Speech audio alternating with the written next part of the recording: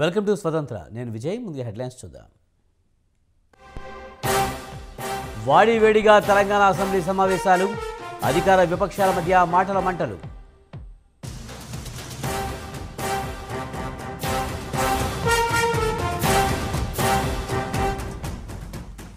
Medigadda అనారంపై sitting జడ్జితో విచారణ, అన్నీ బయటికి వస్తాయన్న సీఎం రేవంత్.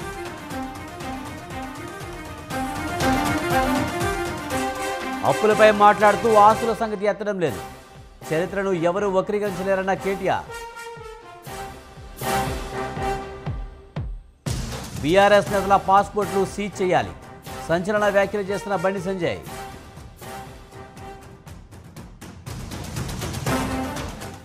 వైసీపీ అభ్యర్థుల మార్పు టీడీపీకి అనవసరం, ఎన్నికల్లో గెలుపు మాదేనన్న అంబటి.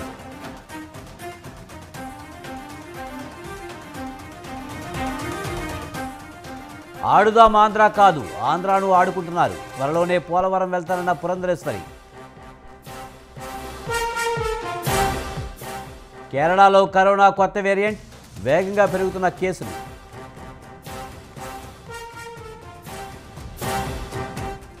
పార్లమెంటు ఘటనపై విచారణకు ఉన్నత స్థాయి కమిటీ, భవిష్యత్తులో పక్కా ప్రణాళిక రూపొందిస్తామన్న స్పీకర్.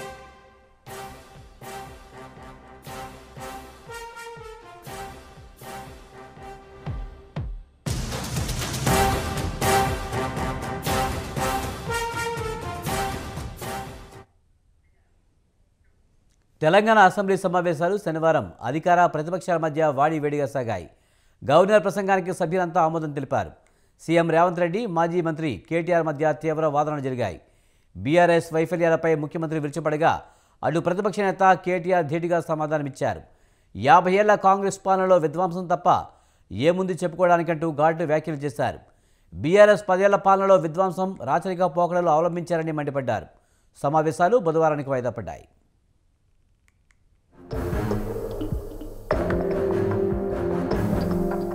తెలంగాణ అసెంబ్లీ సమావేశాల గవర్నర్ ప్రసంగం మీద అధికార ప్రతిపక్షం మధ్య మాటల యుద్ధం కొనసాగింది. కాంగ్రెస్ పాలనలో త్రాగు, సాగు, కరెంటు దిక్కులేదని అంటూ బీఆర్ఎస్ ఎమ్మెల్యే కేటీఆర్ మండిపడ్డారు. రేవంత్ రెడ్డి తెలంగాణ ప్రజలు ఎన్నుకున్న సీఎం కాదని ఎద్దేవా చేశారు. 64 మంది ఎమ్మెల్యేలు ఉన్నారని కాంగ్రెస్ పార్టీ మిడిసిపడుతోందని, ఇంత మిడిసిపాటు వద్దని సెటైర్లు వేశారు. విద్యుత్ సంస్థల్లో అప్పుల కంటే ఆస్తులను పెంచామని కేటీఆర్ చెప్పారు. గవర్నర్ గారు, మార్పు మొదలైంది, నిర్బంధం పోయింది అన్నారు. అవును అధ్యక్ష, మార్పు మొదలైంది, నిర్బంధం పోయింది. ఎప్పుడు పోయింది అధ్యక్ష నిర్బంధం? జూన్ 2, 2014. జూన్ 2, 2014 నాడు దాస్య శృంఖలాల నుంచి శ్రీశ్రీ గారు చెప్పినారు అధ్యక్ష, బానిసకొక బానిస అని. దరిద్రం ఏంటంటే అధ్యక్ష, గతంలో మనల్ని పీడించిన వాళ్ళు పోయినారు, కానీ వాళ్ళ పేర్లు తలుచుకునే వాళ్ళు ఇంకా అక్కడే ఉన్నారు అధ్యక్ష. అది బానిసకొక బానిస అంటే కదా అధ్యక్ష. మేము 39 మంది ఉన్నాం, వాళ్ళు 64 మంది ఉన్నారు, మిడిసిపడుతున్నారు అధ్యక్ష. ఎంత అధ్యక్ష తేడా? 1.85% ఓటు మాత్రమే. 1.85%. కేటీఆర్ విమర్శలకు సీఎం రేవంత్ రెడ్డి కౌంటర్ వేశారు. కొంతమంది ఎన్ఆర్ఐలకు ప్రజాస్వామ్యం విలువ తెలవదని అన్నారు. 5 ఏళ్లు సమయం ఉంది, జరిగిన విధ్వంసం ఏంటో అన్నీ బయటపడతాయని అన్నారు. కేటీఆర్ మేనేజ్మెంట్ కోటాలో రాజకీయాల్లోకొచ్చారని ఎద్దేవా చేశారు. కేసీఆర్ కు రాజకీయ జీవితం ప్రసాదించింది కాంగ్రెసేనని మర్చిపోవద్దని రేవంత్ రెడ్డి గుర్తు చేశారు. మంది ఎన్ఆర్ఐస్ కి ప్రజాస్వామిక స్ఫూర్తి అర్థము, అవగాహన కాదు. మనం ప్రయత్నం చేసినా కూడా వారు తెలుసుకునే ప్రయత్నం చేయరు. ప్రజాస్వామ్యంలో 49కి 0 వాల్యూ ఉంటుంది, 51కి 100% వాల్యూ ఉంటుంది. 51% నెంబర్ ఉన్న వాళ్ళు ప్రభుత్వాన్ని ఏర్పాటు చేస్తారు. 49% ఉన్న వాళ్ళు ప్రతిపక్షంగా కూర్చొని ప్రభుత్వం తీసుకునే పరిపాలనలో నిర్ణయాలను, శాసనాలను సహేతుకంగా విశ్లేషించి సలహాలు, సూచనలు ఇస్తారు. అసెంబ్లీలో డిప్యూటీ సీఎం బట్టి విక్రమార్క, మాజీ మంత్రి కేటీఆర్ మధ్య మాటల యుద్ధం జరిగింది. గత కాంగ్రెస్ పాలనపై తీవ్ర విమర్శలు చేశారు కేటీఆర్. 10 ఏళ్ల బీఆర్ఎస్ పాలనను విధ్వంసం అంటే 50 ఏళ్ల కాంగ్రెస్ పాలనను ఏమనాలని ప్రశ్నించారు. అయితే ఈ వ్యాఖ్యలకు మంత్రి భట్టి కౌంటర్ ఇచ్చారు. సంపదతో కూడిన రాష్ట్రాన్ని కేసీఆర్ చేతుల్లో పెడితే తెలంగాణను 5 లక్షల కోట్ల అప్పుల రాష్ట్రంగా మార్చారని మండిపడ్డారు. 55 ఏళ్ళు ఉమ్మడి రాష్ట్రంలో పాలన దానికంటే బాగా చేసుకోవచ్చనే అది వద్దనుకొని మనం ప్రత్యేక రాష్ట్రం తెచ్చుకున్నాం. మనం రిలేటివిటీ ఎప్పటి నుంచి తీసుకుంటామంటే 2014 నుంచే తీసుకుంటాం. సంపదతో కూడినటువంటి రాష్ట్రాన్ని మీ చేతిలో పెడితే, మిగులు బడ్జెట్తో ఉన్నటువంటి రాష్ట్రాన్ని మీ చేతిలో పెడితే 10 ఏళ్ళు బాగు చేయాల్సింది పోయి 5 లక్షల కోట్ల అప్పు చేసి వాళ్ళ అప్పులు రాష్ట్రంగా మార్చిన మీరు అప్పుడు బాగలేదు ఇప్పుడు బాగలేదు అంటారు. బాగుండాల్సింది 10 ఏళ్ల నుంచి చేయాల్సింది మీరు. సీఎం రేవంత్ సభను తప్పుదోవ పట్టించేలా మాట్లాడారని అన్నారు మాజీ మంత్రి హరీష్ రావు. ప్రతిపక్ష హోదా కూడా లేని కాంగ్రెస్ కు అధికార భిక్ష పెట్టింది కేసీఆర్ఏనని తెలిపారు. బీఆర్ఎస్ తో పొత్తు వల్లే కాంగ్రెస్ గెలిచిందని హరీష్ రావు తెలిపారు. శాసనసభ్యుడు కాకుండా మంత్రి చేసిన ఘనత కాంగ్రెస్ పార్టీదని వారు మాట్లాడినారు. ఆ కాంగ్రెస్ పార్టీని అధికారంలో తెచ్చిన ఘనత టీఆర్ఎస్ పార్టీది. ఆ రోజు చంద్రబాబు నాయుడు గారు తెలుగుదేశం హయాంలో వీరు ఓడిపోయి కనీసం ప్రతిపక్ష హోదా దక్కకుండా పూర్తిగా దిగజారిపోయినటువంటి కాంగ్రెస్ పార్టీకి జీవం పోసింది కేసీఆర్ గారు, టీఆర్ఎస్ పార్టీ. మేం పొత్తు పెట్టుకోవడం వల్లనే ఆ రోజు కాంగ్రెస్ పార్టీ అధికారంలోకి వచ్చింది తప్ప మీరేదో గెలిస్తే మాకు పదవులు ఇచ్చారు కాదు. మేము కాంగ్రెస్ పార్టీకి భిక్ష పెట్టినాం.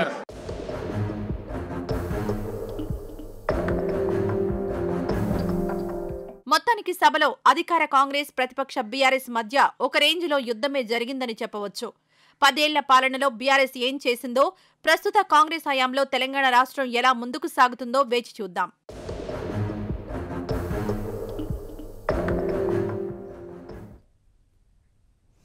తెలంగాణలో డ్రగ్స్ అంశంపై BRS MLA KTR, CM Revanth రెడ్డిల మధ్య డైలాగ్ వార్ నడిచింది. గత బీఆర్ఎస్ పాలనలో తెలంగాణ గంజాయి డ్రగ్స్కు అడ్డగా మారిందని సీఎం రేవంత్ రెడ్డి అన్నారు. డ్రగ్స్ ఘటనపై సిట్టు వేయాలని తానే పోరాటం చేస్తానని చెప్పారు. డ్రగ్స్ కొరలో చిక్కుకున్న పంజాబీ మాదిరే మన రాష్ట్రాన్ని తయారు చేశారని విమర్శించారు. డ్రగ్స్ను అరికట్టేందుకు ఈ ప్రభుత్వం పటిష్టమైన ప్రణాళికతో వెళ్తుందన్నారు. డ్రగ్స్ వెనుక ఎంత పెద్దవాళ్ళున్నా జైలుకు వెళ్లాల్సిందేనని సీఎం రేవంత్ స్పష్టం చేశారు. డ్రగ్స్ విషయంలో ఇకపై ఎంతటి వారినైనా ఉపేక్షించేది లేదని తేల్చి చెప్పారు.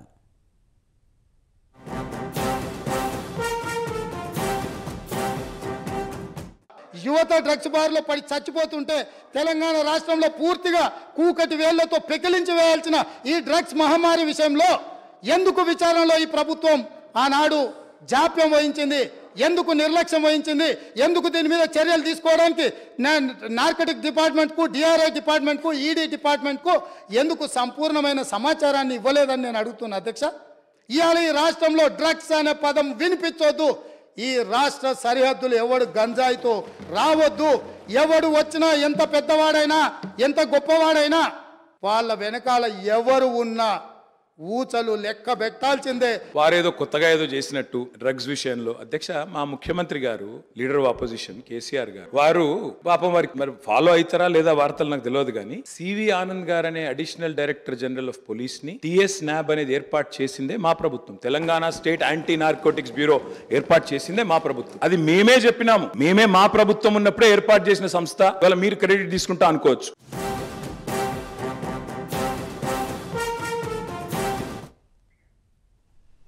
మైనార్టీల అభివృద్ధికి కృషి చేసే కొత్త ప్రభుత్వానికి సహకరిస్తామని మజ్లిస్ ఎమ్మెల్యే అక్బరుద్దీన్ ఓవైసీ అన్నారు.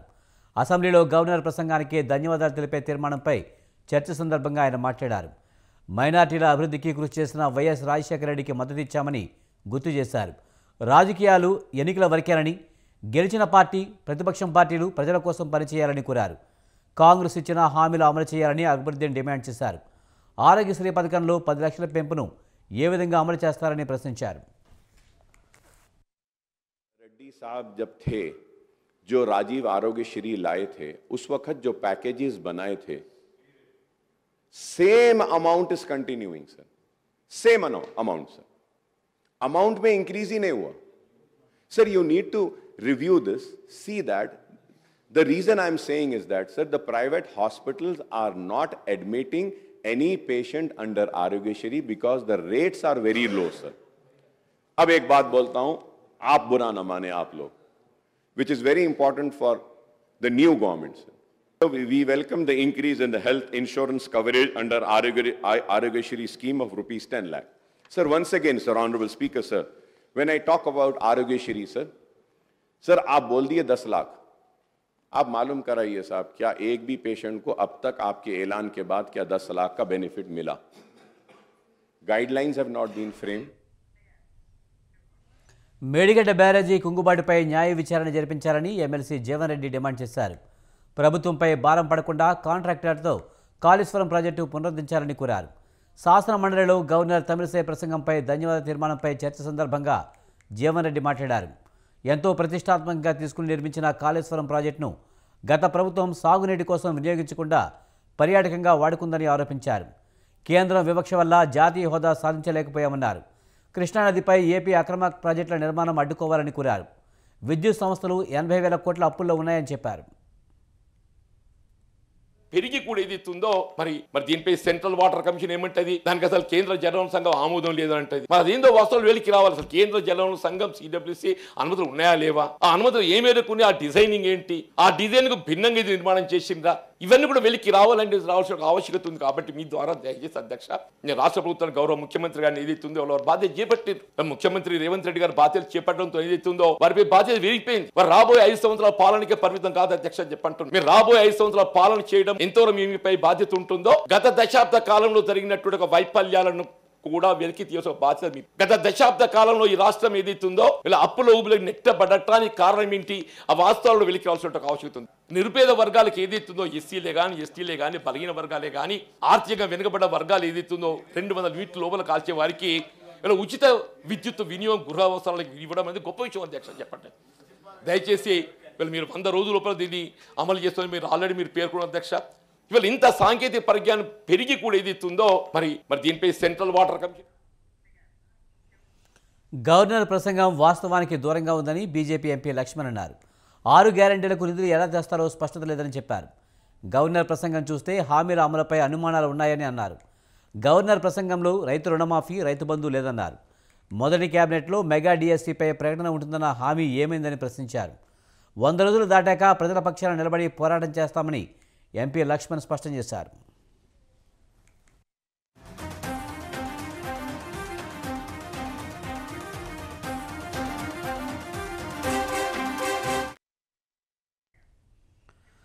ప్రజల సమస్యలను సత్వరమే పరిష్కరించేందుకు అవసరమైన చర్యలు తీసుకోవాల్సిందిగా సీఎం రేవంత్ రెడ్డి అధికారులను ఆదేశించారు.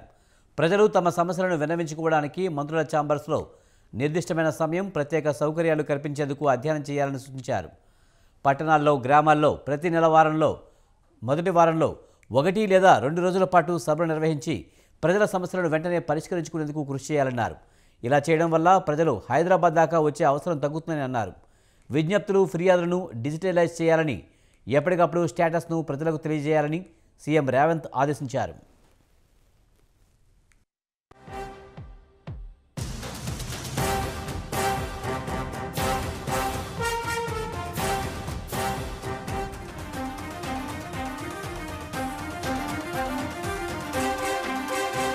చంద్రబాబు మతిస్థిమితం లేకుండా కామెంట్స్ చేస్తున్నారని ఏపీ మంత్రి అంబటి రాంబాబు వ్యాఖ్యానించారు.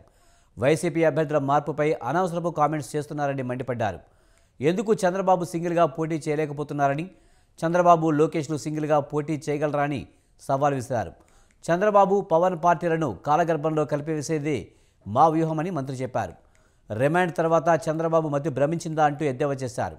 2024 ఎన్నికల తర్వాత టీడీపీ భూస్థాపితమవుతుందన్నారు. జగన్కు ఒకసారి అవకాశం ఇస్తే 30 లక్షల మందికి ఇల్లిచ్చారని, 3 సార్లు మీరేం చేశారని చంద్రబాబును ఉద్దేశించి వ్యాఖ్యానించారు.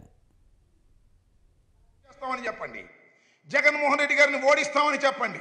ఆ ధైర్యం లేదు. విమర్శలు చేయమంటే పిచ్చి పిచ్చి విమర్శలన్నీ కూడా చేసే పరిస్థితికి ఆ నియోజకవర్గం నుంచి మరొక నియోజకవర్గానికి మారుస్తున్నారు జగన్మోహన్ రెడ్డి గారు. మేము ఎందుకు మారుస్తున్నాము? 175 సీట్లు మా టార్గెట్. తిరిగి మళ్ళా అధికారంలోకి రావడం అనేది మా టార్గెట్ కానీ కాదు. ఒక్క సీటు కూడా మీ కలయికకు చంద్రబాబు నాయుడు గారు, పవన్ కళ్యాణ్ కలిసి పోటీ చేసి వస్తే మీ ఇద్దరిని కూడా తుక్కుగా ఓడించి 2 పార్టీలను కాలగర్భంలో కలిపే విధంగా చెయ్యాలనేటువంటి ఒక వ్యూహంతో మా మార్పుల మీద ఏదేదో మాట్లాడుతున్నారు కదా. మీ పరిస్థితి ఏంటి అసలు నేను అడుగుతున్నానండి. మీరు రాజకీయంగా ఆరంగేట్రా చేసింది ఎక్కడ? కాంగ్రెస్ పార్టీలో. ఆరంగేట్రా చేసింది చంద్రగిరిలో. చంద్రగిరిలో మీరు పోటీ చేశారు, చంద్రగిరిలో గెలిచారు, కాంగ్రెస్ పార్టీలో మంత్రి అయ్యారు. ఎన్టీ రామారావు గారు తెలుగుదేశం పార్టీని 1983లో పెడితే తుక్కుగా చంద్రగిరిలో ఓడిపోయారు. తర్వాత చంద్రగిరి నుంచి షిఫ్ట్ అయిపోయారే, కుప్పానికి వచ్చారే, కుప్పంలో ఇవాళ పోటీ చేస్తున్నారే. అసలు కుప్పంలో గెలుస్తారా మీరు? తేల్చుకోమని మనం చేస్తున్నా. అసలు కుప్పంలోనే పోటీ చేస్తారా అది కూడా క్లారిటీ లేదు. కుప్పం నుంచి పారిపోయే దశకు వచ్చారు.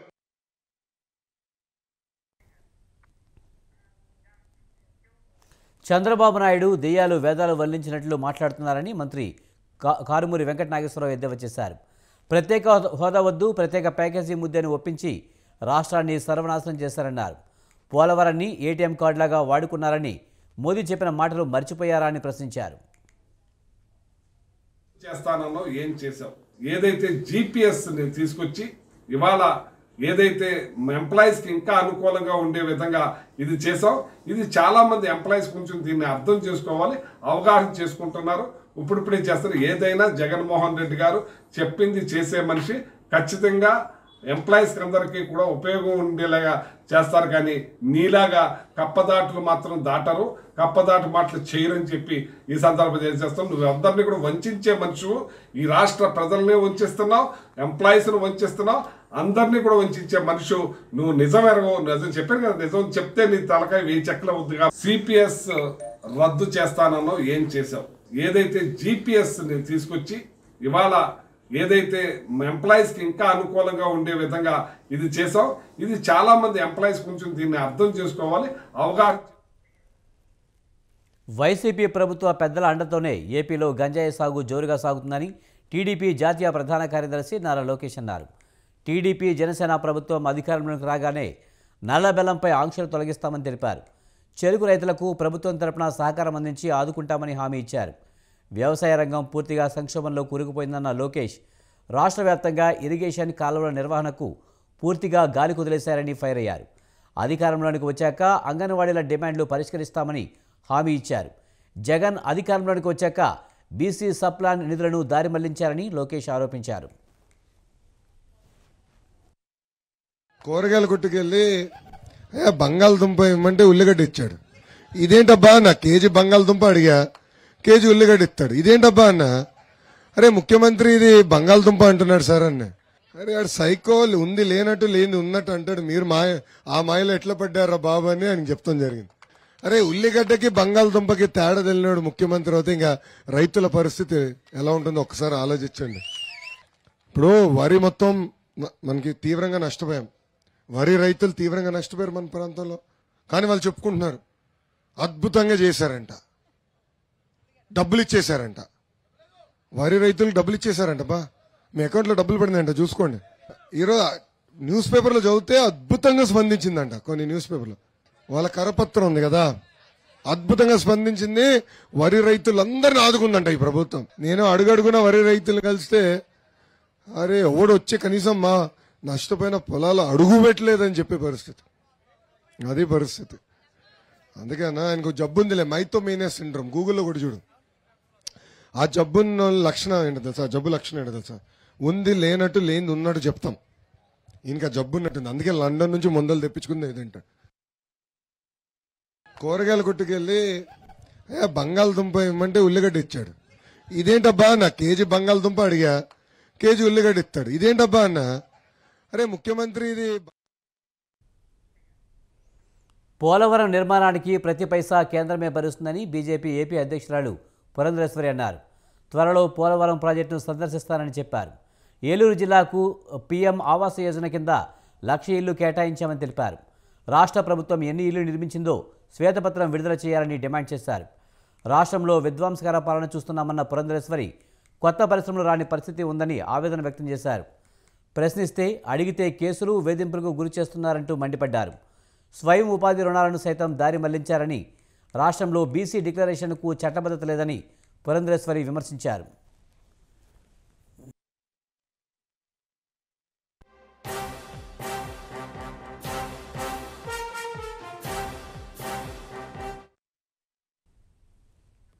ప్రజల సొమ్మును దోచుకుతిన్న కేసీఆర్ కుటుంబం సహా బీఆర్ఎస్ నాయకుల పాస్పోర్ట్లను సీజ్ చేయాలని, లేకపోతే దేశం విడిచిపోయే ప్రమాదం ఉందని బీజేపీ జాతీయ ప్రధాన కార్యదర్శి బండి సంజయ్ అన్నారు.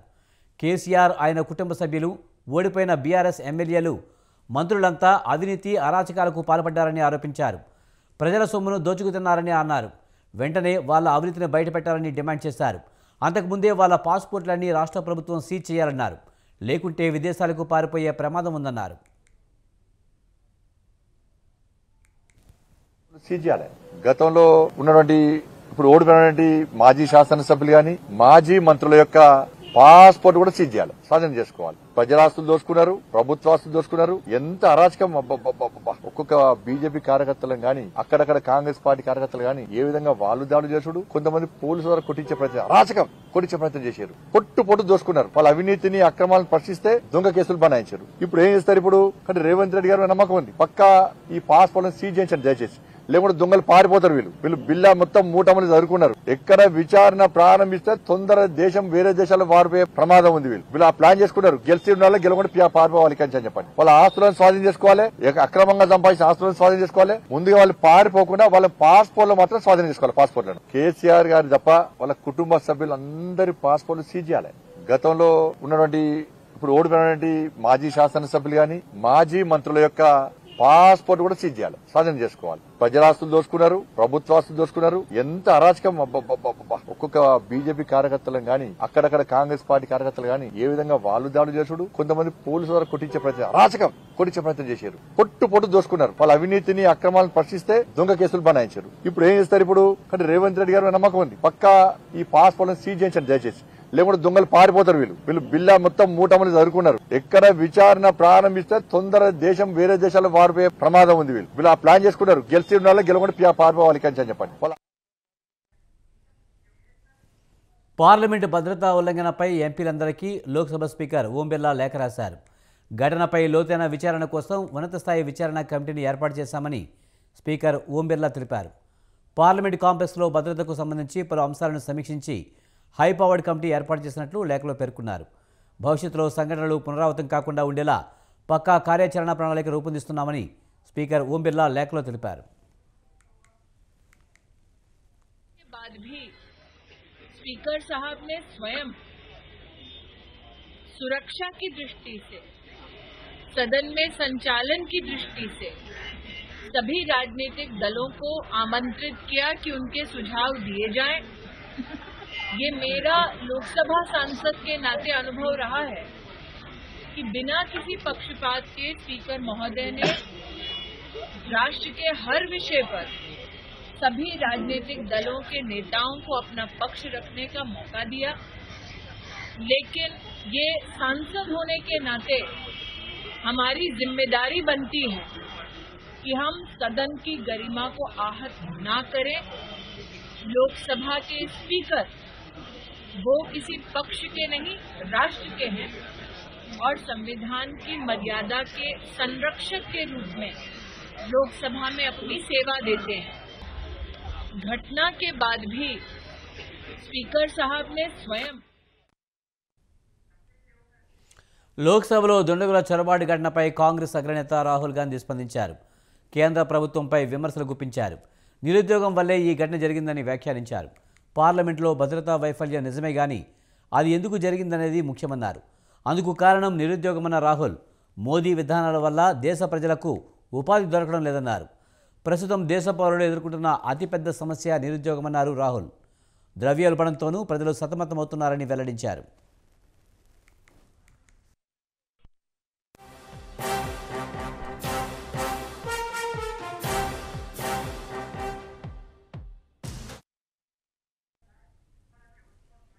రాఘవ్ చద్దాను రాజ్యసభలో పార్టీ నేతగా ఆమ్ ఆద్మీ పార్టీ నియమించింది. సంజయ్ సింగ్ స్థానంలో రాఘవ్ చద్దాను నియమిస్తున్నట్లు ఆప్ నాయకత్వం రాజ్యసభ చైర్మన్ ఒక లేఖలో తెలియజేసింది. లిక్కర్ పాలసీ కేసులో ప్రస్తుతం సంజయ్ కింగ్ జైలులో ఉన్నారు. పెద్దల సభలో పార్టీ నేతగా రాఘవ్ చద్దా ఉంటారని ఆ లేఖలో ఆప్ నాయకత్వం స్పష్టం చేసింది. ఆప్ ఫ్లోర్ లీడర్గా రాఘవ్ చద్దా నియామకానికి సంబంధించి లేఖ తమకు అందినట్లు రాజ్యసభ సెక్రటరియట్ ధృవీకరించింది. కాగా ఎక్సైజ్ పాలసీ కుంభకోణంలో మనీ లాండరింగ్ కేసు కింద ఆప్ ఎంపీ సంజయ్ సింగ్ను ఈడీ అరెస్ట్ చేయడంతో ప్రస్తుతం ఆయన తిహార్ జైలులో ఉన్నారు.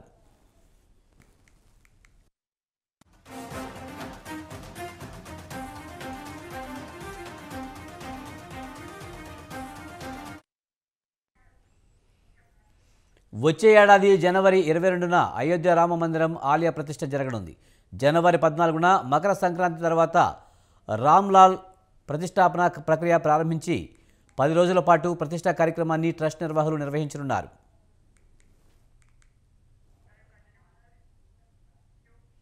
ఈ నేపథ్యంలో అయోధ్యకు మొదటి 100 రోజుల్లో 1000 రైళ్లను నడపాలని రైల్వే శాఖ భావిస్తుంది. ఢిల్లీ, ముంబై, చెన్నై, బెంగళూరు, పూణే, కోల్కతా, నాగపూర్, లక్నో, జమ్మూ సహా దేశంలోని అన్ని ప్రాంతాల నుంచి అయోధ్యకు రైళ్లను నడపనున్నట్లు రైల్వే వర్గాలు చెబుతున్నాయి. జనవరి 19 నుంచి ఈ రైళ్ల రాకపోకలు ఉంటాయన్నారు. ఇందుకోసం అయోధ్యలోని రైల్వే స్టేషన్లను కూడా ఆధునీకరిస్తున్నామని చెబుతున్నారు. ఇప్పటికే పనులు పూర్తిగా వస్తున్నాయి. రోజుకు దాదాపు 50,000 మంది రాకపోకలు సాగించే సామర్థ్యంతో అభివృద్ధి పనులు జరుగుతున్నాయని, జనవరి 15 నాటికి స్టేషన్ పూర్తిగా సిద్ధమవుతుందని అధికారులు తెలిపారు.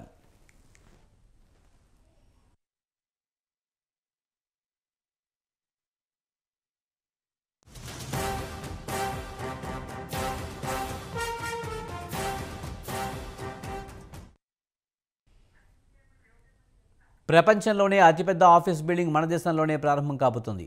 వజ్రాల పరిశ్రమకు ఫేమస్ అయిన గుజరాత్ సూరత్ నగరంలో ఈ బిల్డింగ్ను నిర్మించారు. సూరత్ డైమండ్ బోర్స్ భవనాన్ని ప్రధాని నరేంద్ర మోదీ రేపు ప్రారంభించనున్నారు.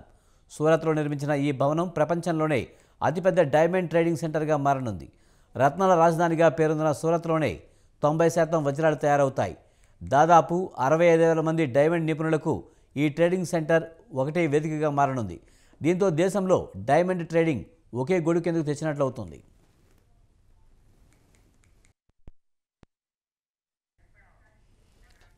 పదిహేను అంతస్తులో ఉన్న ఈ డైమండ్ భవనం 35 ఎకరాల స్థలంలో నిర్మించారు. ఇందులో 4,500 కార్యాలయాలు ఉన్నాయి. ఇది 9 దీర్ఘ చతురస్రాకార ఆకారాలను కలిగి ఉంటుంది. ఇవన్నీ ఒకే కేంద్ర భవనంలో కలిపి ఉంటాయి. ఈ భవనం 6,20,000 చదరపు మీటర్ల స్థలంలో నిర్మించినట్లు నిర్మాణ సంస్థ తెలిపింది. పార్కింగ్ స్థలం 20 లక్షల చదరపు అడుగుల మేర ఉంటుంది. ఈ భవన నిర్మాణం ఫిబ్రవరి 2015లో ప్రారంభమైంది.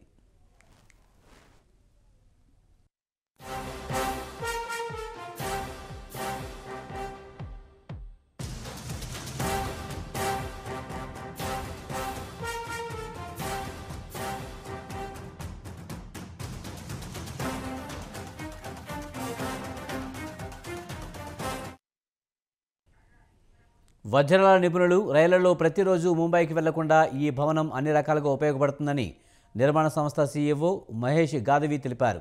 అంతర్జాతీయ డిజైన్లకు తగ్గట్టుగా భారతీయ ఆర్కిటెక్చర్ సంస్థ మార్ఫోజెనిస్ ఈ భవనాన్ని రూపొందించింది. ఇజ్రాయెల్లోని 80,000 చదరపు మీటర్ల విస్తీర్ణంలో ఉన్న డైమండ్ సెంటర్ కంటే సూరత్లోని డైమండ్ బోర్స్ సెంటర్ అతిపెద్దది. ఇజ్రాయెల్ డైమండ్ సెంటర్లో కేవలం 1000 కార్యాలయాలే ఉన్నాయి. కానీ సూరత్ డైమండ్ బోర్స్లో 4,500 ఆఫీసులు ఉన్నాయి.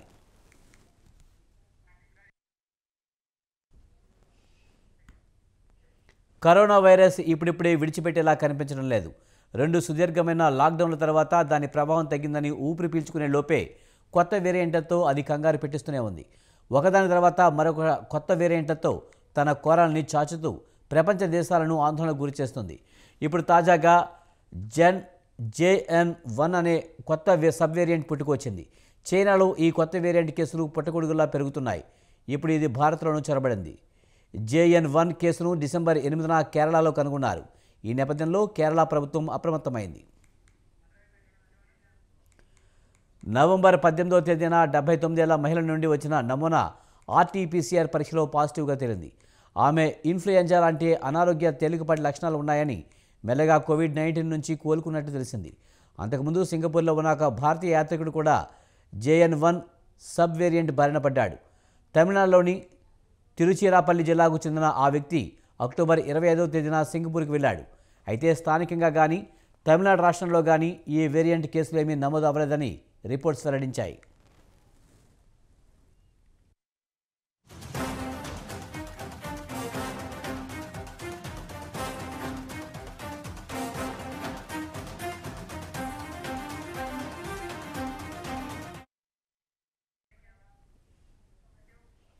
ఇవి బులెటిన్ విశేషాలు. చూస్తూనే ఉండండి స్వతంత్ర.